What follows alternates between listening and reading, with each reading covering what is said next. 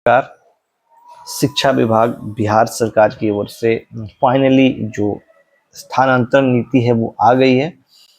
इस पर हम कंप्लीटली बात करेंगे, ये कैसे आपको लाभ करेगा नहीं करेगा। सबसे पहले प्रेस रिलीज जारी की है बिहार सरकार के पीआरओ डिपार्टमेंट में, जिसमें डिटेल दिया है कि कैसे क्या आपको मिलेगा। जो कैटेगरीज बांटते हैं ट्रांसफर को वो देखेंगे। सबसे पहला है असाध्य रोग, यानी कि विभिन्न प्रकार के कैंसर, कर्क रोग या फिर आपको या बच्चे या किसी को है कुछ भी प्रॉब्लम है उनके लिए, ठीक है।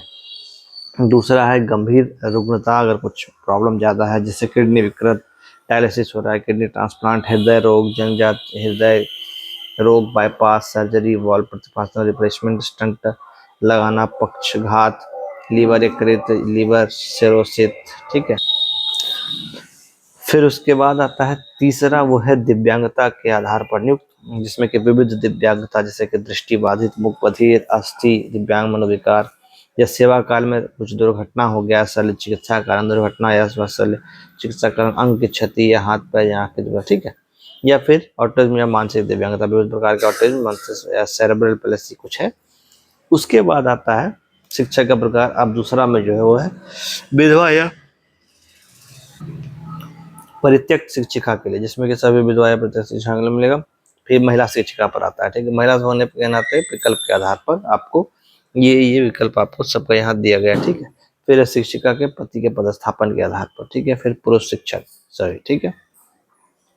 तो अब आप देखेंगे यहाँ पे जो विकल्प है इसमें यहाँ है जहाँ स्थानांतरण किया जा सकेगा, और दूसरा है जहाँ स्थानांतरण नहीं किया जा सकेगा। सभी कैटेगरी के यहाँ पे दिए गए हैं, ठीक है। अब आपको यहाँ दिखाऊं मैं कि जो पुरुष शिक्षक है जिला का दिए गए विकल्प के आधार पर जो जिला आप देंगे, और गृह अनुमंडल जहाँ नहीं आपको किया जाएगा, गृह अनुमंडल नहीं किया जाएगा, ठीक है। अब कुछ मुख्य बातें हैं, जैसे केवल सिविल सर्जन कार्यालय के स्तर पर दिव्यांगता रुग्णता संबंधित प्रमाण पत्र मान्य होगा। पहला तो जो फिजिकली हैंडीकैप्ड है। स्थानांतरण एवं पदस्थापन के समान सिद्धांत में अब डिटेल में चर्चा कर लेते हैं। सबसे पहले तो शिक्षा विभाग के अधीन विभिन्न विद्यालयों में विहित वेतनमान में नियुक्त शिक्षक, स्थानीय निकाय द्वारा नियुक्त शिक्षक, सक्षमता पास जो उत्तीर्ण विशिष्ट शिक्षक है या बीपीएससी द्वारा नियुक्त एवं कार्यरत शिक्षक है, इनके लिए ही लागू है ये, ठीक है। अब उपरोक्त कंडिका 2.1 के अनुसार विभिन्न प्रकार कार्यक्रम शिक्षण अनुपात समय के तौर पर जिला स्तर पर यथासंभव विद्यालय स्तर पर क्रमशः 10, 30, 30 एवं 30% सुनिश्चित हो सके, ठीक है। ये देखा जा रहा है स्थानांतरण उसमें ध्यान रखा जाएगा। क्या फिर से एक बार बता देता हूँ। जो 2.1 में बताया गया किन किन के लिए है, उसमें विभिन्न प्रकार के कार्यरत शिक्षकों का अनुपात समेकित रूप से जिला पर, जैसे कि आपको पहला जो है वो है वेतन, यहाँ पे दिखाता हूँ मैं आपको। पहला है आपको विहित वेतनमान में नियुक्त शिक्षक, ठीक है। ये कितना होंगे, ये 10% होंगे। स्थानीय निकाय द्वारा नियुक्त शिक्षक कितना होंगे, 30% होंगे। सक्षमता परीक्षा उत्तीर्ण शिक्षक कितना होंगे, 30% होंगे। बीपीएससी कितना होगा, 30%। मतलब कोई भी एक विद्यालय में इसी अनुपात में शिक्षकों को पदस्थापित या फिर स्थानांतरित किया जाएगा, ठीक है। तो आपको ध्यान रखना ये चीज, ठीक है। फिर है उसके बाद अगला, शिक्षकों का पदस्थापन हस्तांतरण कंडिका 1 में वर्णित अधिमानता ऑर्डर ऑफ प्रेफरेंस के आधार पर की जाएगी। अब कंडिका 1 क्या है, आपके मन में सवाल आएगा। तो कंडिका 1 ये है, ये देखेंगे आप। अब यहाँ पे जो सीक्वेंस है, सीक्वेंस क्या है ये देखिए, कंडिका 1 इसी को कहते हैं, ठीक है। अब सीक्वेंस से पहले होगा असाध्य रोग वाले का, फिर गंभीर रुग्णता, फिर उसके बाद दिव्यांगता, फिर ऑटिज्म, फिर होगा आपको विधवा, फिर महिला शिक्षिका, फिर शिक्षक के पति या पदस्थापन के आधार पर, फिर पुरुष शिक्षक, ठीक है।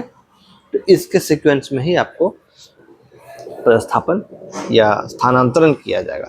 किसी विद्यालय विशेष में महिला शिक्षकों के पदस्थापन स्थानांतरण की अधिसीमा 70% होगी। अब कोई भी स्कूल है उसमें महिला शिक्षकों का पदस्थापन, उसमें ध्यान नहीं रखा जाएगा, 70% मतलब किया जाए, ठीक है। अधिसीमा मैक्सिमम 70% रखा गया। प्रत्येक शहरी निकाय को एक इकाई मानकर स्थानांतरण की कार्रवाई की जाएगी। जो भी शहरी निकाय उसको एक इकाई मानकर उसमें कार्रवाई की जाएगी। और अब यहाँ थोड़ा सा जो खटक रहा है लोगों को वो ये है, शिक्षकों को उनके सेवा काल के प्रत्येक 5 वर्ष पर स्थानांतरण अनिवार्य होगा। ये तब संभव या फिर ये तब सही माना जाता जब शिक्षा विभाग या बिहार सरकार की ओर से आप लोगों को घर मुहैया कराया जाता या फिर रहने के लिए क्वार्टर आदि मुहैया कराया जाता, क्योंकि अब हर 5 साल पे आप अपना खुद का घर ढूंढने के लिए निकलेंगे और अपने सेटअप तमाम तरह की चीजें करेंगे, तो इसमें कहीं ना कहीं ये नौकरी ना होके गले का दर्द बन जाएगा। बहरहाल अब ये नियम कंडिका ये आ चुकी है, तो अब आगे इसमें संशोधन हो या ना हो, फिलहाल तो ये आ गया, ठीक है। 5 साल के बाद की बात है ये। तो सेवा काल में कंडिका 1 में अंकित रुग्णता एवं दिव्यांगता के 1 से 4 में वर्णित श्रेणी के शिक्षकों को उनके अभ्यावेदन पर विचार करते हुए 5 वर्ष से पहले भी उनके स्थानांतरण पर विचार किया जा सके, ठीक है।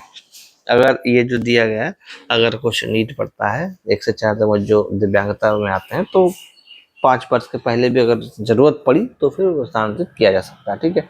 अब कंडिका 1 से 4 के संबंधित शिक्षक शिक्षिका एवं स्वयं रुग्णता दिव्यांगता से ग्रसित होने पर 5 इकाई स्वीकृत मानक बल वाले विद्यालय में 1 या 10 इकाई स्वीकृत मानक बल वाले विद्यालय में 2 या 10 इकाई से अधिक स्वीकृत मानक बल वाले विद्यालय में अधिकतम 3 शिक्षक के पदस्थापन पर विचार किया जाएगा।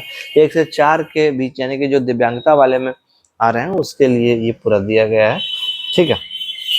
अब इसको क्लियर मैं इसलिए अभी नहीं कर रहा हूँ क्योंकि इसको एक बार फिर से और डिटेल में देखने की जरूरत है, तो फिलहाल ये देखा जाएगा आगे, तो इसमें और कुछ अगर लगा तो आपसे साझा किया जाएगा। विकल्प प्राप्त होने के उपरांत सर्वप्रथम उपरोक्त कंडिका 1 के अनुसार ऑर्डर ऑफ प्रेफरेंस को ध्यान में रखते हुए वेतन मान युक्त नियमित शिक्षक, सक्षमता उत्तीर्ण शिक्षक, टीआरई द्वारा नियुक्त शिक्षकों को विकल्प के आधार पर इसी क्रम में अवसर दिए जाएंगे। इसी क्रम में वरीयता का भी ध्यान रखा जाएगा। जिला स्तरीय वरीयता सूची शिक्षक श्रेणीवार होगा। शिक्षकों से स्थानांतरण पदस्थापन का विकल्प प्राप्त किया जाएगा। शिक्षकों को 10 विकल्प देने का अवसर होगा। यथासंभव उन्हें निकटतम अनुमंडल या निकटतम जिला में पदस्थापित किया जाएगा। ये ध्यान रहे, हर स्थिति में अगर देखेंगे तो गृह अनुमंडल नहीं मिलेगा। और मजेदार बात आपको बताना चाहूंगा, बिहार के कई ऐसे जिले हैं, जैसे कि जमुई और भी बहुत सारे जिले होंगे जहाँ की एक ही अनुमंडल है। जो अनुमंडल है, सब डिवीजन जिसे कहते हैं, वो एक ही है। और ये कह रहे हैं गृह अनुमंडल देंगे ही नहीं, तो गृह अनुमंडल नहीं देंगे मतलब जो जमुई लेना चाहेगा उसको जमुई मिलेगा ही नहीं। गृह अनुमंडल वही आ गया ना। आपको मैं दिखाता हूँ, प्रैक्टिकली दिखा देता हूँ आपको, ठीक है। इनको तो ठीक है दिया गया है, महिला वाले में चलते हैं। हाँ देखेंगे आप विकल्प, एक मिनट। हाँ, विकल्प के पंचायत, नगर निकाय, प्रखंड, अनुमंडल जिलों में मिल जाएगा, ठीक है। कहाँ नहीं होगा? स्वयं के गृह पंचायत, नगर निकाय, पति के गृह पंचायत, नगर निकाय, वर्तमान पदस्थापन के पंचायत नगर निकाय को नहीं मिलेगा, ठीक है। यहाँ गृह पंचायत स्वयं का नगर का निकाय उसमें नहीं मिलेगा, ठीक है। अब पति यहाँ पर देखेंगे पुरुष शिक्षक वाले में इनको गृह अनुमंडल मिलेगा ही नहीं, मतलब ये चाह के भी अपना जिला ले ही नहीं सकते हैं। जिनके यार बिहार में है ये, नहीं ये है, इसको थोड़ा सा देखना चाहिए था, क्योंकि आप पॉलिसी बना रहे हैं तो आपको सबको लेके चलना होगा ना। चलिए अगला जो पॉइंट है उसको देखते हैं। अगला पॉइंट है कि प्रथम चरण में सभी प्रकार के शिक्षकों को स्थानीय निकाय के शिक्षक को छोड़कर स्थानांतरण पदस्थापन मुख्यालय स्तर से की जाएगी। नियमित शिक्षक बीपीसी टीआरई 1-2 के शिक्षक द्वारा स्थानांतरण पदस्थापन हेतु विकल्प नहीं देने की स्थिति में उनके स्थानांतरण पर विचार नहीं किया जाएगा, अर्थात वे अपने पदस्थापित विद्यालय में यथावत बने रहेंगे। तो जिनको ऑलरेडी गृह नगर या जिला या फिर अपने आसपास मिल गया या जहां वो संतुष्ट हैं, वो बिल्कुल इस पचड़े में ना पड़े, वो आसानी से वहां रहें, उनको कुछ समस्या नहीं होगी। प्रथम चरण के स्थानांतरण की कार्रवाई में सक्षमता उत्तीर्ण शिक्षक एवं तैयारी के लिए राज्य स्तरीय वरीयता के आधार पर अवसर प्रदान किए जाएंगे, ठीक है। अब आता है उपरोक्त कंडिका 2-12 क्या है, यही है, ठीक है। के आलोक में की गई कार्रवाई के उपरांत भविष्य में जिले के अंदर स्थानांतरण पदस्थापन कार्रवाई आरटीई मानक के अनुरूप 4 शिक्षक अनुपात एवं विभिन्न श्रेणी में शिक्षकों के मध्य संतुलन को ध्यान में रखते हैं। अब ये आपका स्थानांतरण हो गया है। अब आपको अगर जिले के अंदर आपका स्थानांतरण होना है नीड पड़ी सरकार को, विभाग को, तो ये आपका इनके पास अधिकार होगा। और ये जो समिति है ये पूरा जिला पदाधिकारी, विकास शिक्षा पदाधिकारी कार्यक्रम और ये जितने लोग हैं ये फिर तो आपका वो स्थानांतरण करेंगे। ये बात की चीज है, उपरोक्त खंडिका 2/12 के आलोक में की गई कार्रवाई के उपरांत भविष्य में शिक्षकों का प्रमंडल के भीतर अंतर जिला हस्तांतरण निम्नवत गठित समिति द्वारा किया जाएगा। प्रमंडल में भी अगर कुछ करना है तो प्रमंडलीय आयुक्त, जिला अधिकारी, उप विकास आयुक्त, जिला शिक्षा पदाधिकारी ये करेंगे, ठीक है। इसी प्रकार से आपको यहाँ है कि भविष्य में शिक्षकों को अंतर प्रमंडलीय स्थान जिला मुख्यालय द्वारा किया जाएगा, इसे तो गठित समिति है। तो ये पूरा एक नीति बन गई है और जिले के भीतर स्थानांतरण संबंधी किसी भी विसंगति के मामले में जिला स्थापना समिति द्वारा निपटान किया जाएगा, ठीक है। स्थानीय राजनीति में संलिप्तता, वित्तीय अनियमितता, नैतिक अधमता तथा गंभीर आरोप प्रमाणित होने की स्थिति में विद्यालय में छात्र हित में ध्यान रखते हुए आपको बाहर भी भेजा जा सकता है। प्रमंडल आयुक्त निदेशक द्वारा जिले से बाहर किया जाएगा। इस प्रकार गंभीर मामले में संबंधित शिक्षा विभागीय कार्रवाई भी की जा सकती है। ध्यान रखें सब चीजों का। इस नीति के इतर प्रशासनिक कारणों से अभिलेखित करते हुए जिला पदाधिकारी, प्रमंडलीय आयुक्त विभाग द्वारा प्रशासनिक अधिकारियों से स्थानांतरण किया जा सकेगा, ठीक है। सामान्यतः शिक्षकों की प्रतिनियुक्ति नहीं की जाएगी। अति आवश्यक होने पर जिला स्थापना समिति द्वारा 3 माह के लिए प्रतिनियुक्ति का आदेश दिया जाएगा। इस आदेश के नवीनीकरण के साथ संबंध में भी समिति द्वारा निर्णय लिया जा सकेगा। स्थानांतरण एवं प्रतिनियुक्ति संबंधी आदेश विभागीय पोर्टल या सॉफ्टवेयर आधारित ऑटो जनरेटेड फॉर्मेट के माध्यम से निर्गत किया जाएगा। अन्य किसी माध्यम से स्थानांतरण प्रतिनियुक्ति आदेश नहीं निकाला जाएगा और वैसे मामले अवैध माने जाएंगे। विद्यालयवार स्वीकृत पदों की संख्या विभाग द्वारा संसूचित की जाएगी। सभी स्थानांतरण के आवेदन पत्र ई शिक्षा कोष के माध्यम से ऑनलाइन प्राप्त किए जाएंगे। किसी प्रकार के फिजिकल डॉक्यूमेंट जो पूर्व में जमा किए गए उन्हें भी ऑनलाइन आवेदन जमा करना होगा। स्थानांतरण नीति के संबंध में औपचारिक आदेश अलग से निकाला जा रहा है और इसे लागू करने की प्रक्रिया भी अलग से निर्गत किया जाएगा। मतलब अभी ये जो नीति के संबंध में औपचारिक आदेश है वो अलग से निकाला जा रहा है, वो निकाला जाएगा और इसे लागू करने के लिए अलग से प्रक्रिया वो होगा। ये जो है पीआरओ हैं, होते हैं हर विभाग में, हर राज्य में, जिसे पब्लिक रिलेशन ऑफिसर कहते हैं। शिक्षा विभाग की ओर से 6/10/2024 को जारी की गया है।